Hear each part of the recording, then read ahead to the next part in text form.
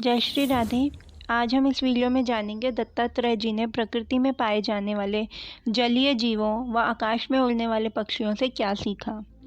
तो सबसे पहले बात करते हैं मधुमक्खी की। मधुमक्खी को उन्होंने गुरु क्यों बनाया।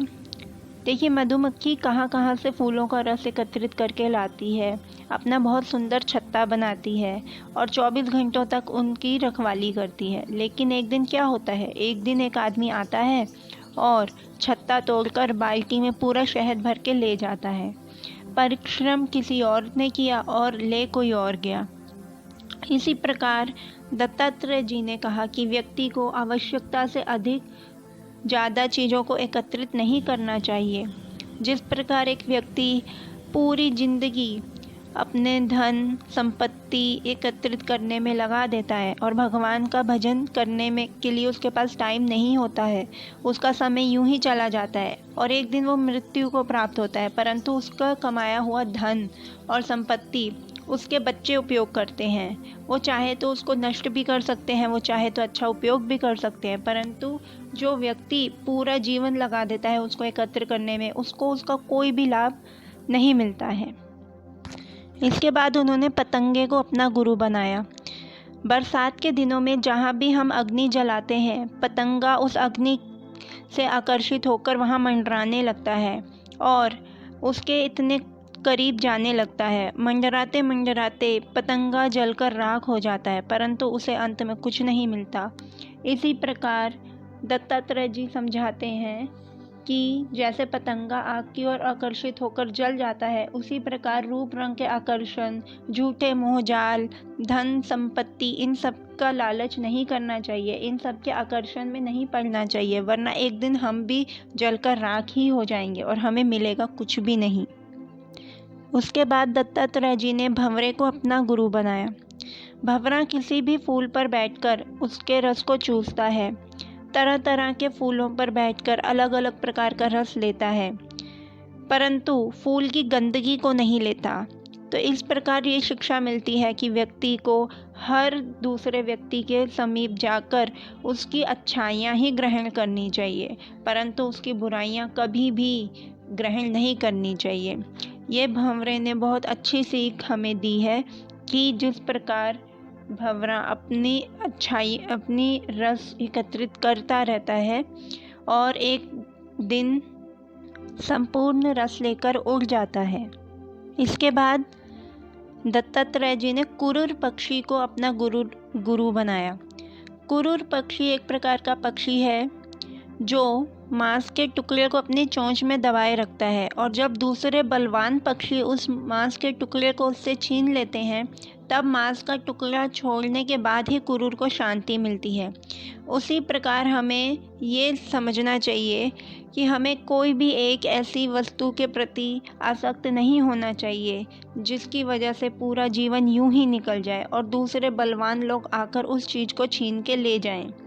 हमें हमेशा अपना समय भगवान के भजन में लगाना चाहिए, भगवान की भक्ति में लगाना चाहिए, धर्म में लगाना चाहिए और एक चीज़ के प्रति आकर्षित नहीं रहना चाहिए और एक त्याग की भी भावना होनी चाहिए। इसके बाद उन्होंने भृंगी कीट को अपना गुरु बनाया। भृंगी किसी भी कीड़े को लाकर अपने बिल में कैद कर लेता है और वो कीड़ा भृंगी के भय से उसी का चिंतन करता रहता है और चिंतन करते करते वो स्वयं भी भृंगी कीट बन जाता है। उसी से दत्तात्रेय जी ने शिक्षा ली कि ब्रह्म की उपासना करने वाला ब्रह्ममय हो जाता है। आप जिसकी भी उपासना करते हैं उसके सद्गुण आपके जीवन में अवश्य आएंगे। गीता में भी भगवान कहते हैं जो भूत प्रेत की उपासना करते हैं वो भूत ही बनते हैं, जो पितरों की उपासना करते हैं वो पितृलोक में जाते हैं और जो मेरी उपासना करता है वो मेरे लोक में आते हैं। तो जो राम नारायण गोविंद की उपासना करते हैं वो परमात्मा के चिंतन का ही एक स्वरूप है और व्यक्ति उसी लोक में जाता है। कृष्ण को मानने वाला, कृष्ण का चिंतन करने वाला कृष्णमय हो जाता है, राम का चिंतन करने वाला राम के गुणों को अपने अंदर धारण करता है। तो ये एक बहुत अच्छी सीख भृंगी कीट से हमें मिलती है। इसके बाद मछली को उन्होंने अपना गुरु बनाया।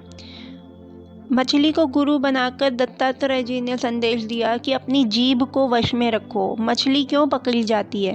कांटे में खाने की चीज़ देखकर वो फंस जाती है और जब वो उस चीज़ को पकड़ने लगती है तो तभी जो शिकारी जो होता है वो उसको बाहर खींच लेता है और वो फिर उसी जाल में फंस जाती है।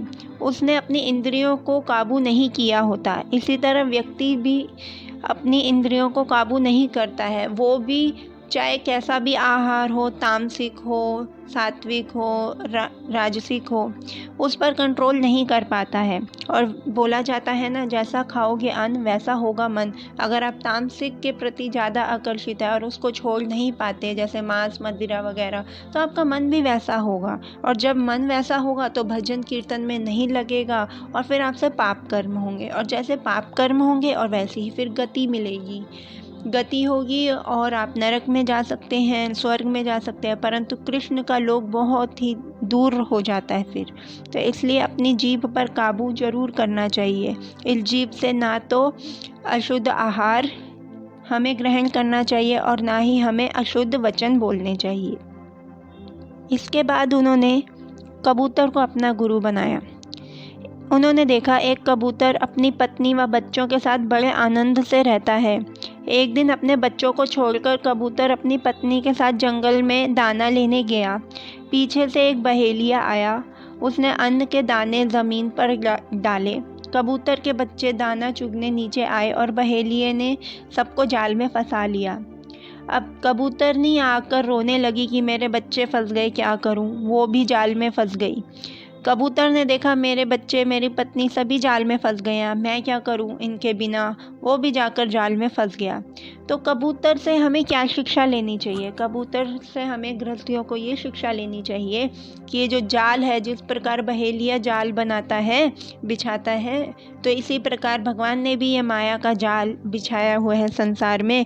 तो हमारे जो पत्नी हैं, पति हैं, बच्चे हैं, जो भी हैं, हमारा कर्तव्य है कि उनको इस जाल में फंसने ना देना, और यही हमारा कर्तव्य है।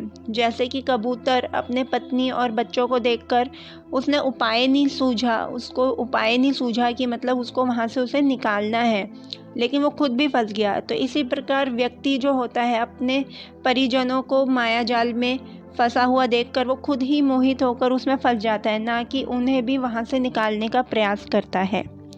तो आज की वीडियो में हमने जलचर और नभचर के जो गुरु बनाए हैं दत्तात्रेय जी ने, उन्हें जाना। अगली वीडियो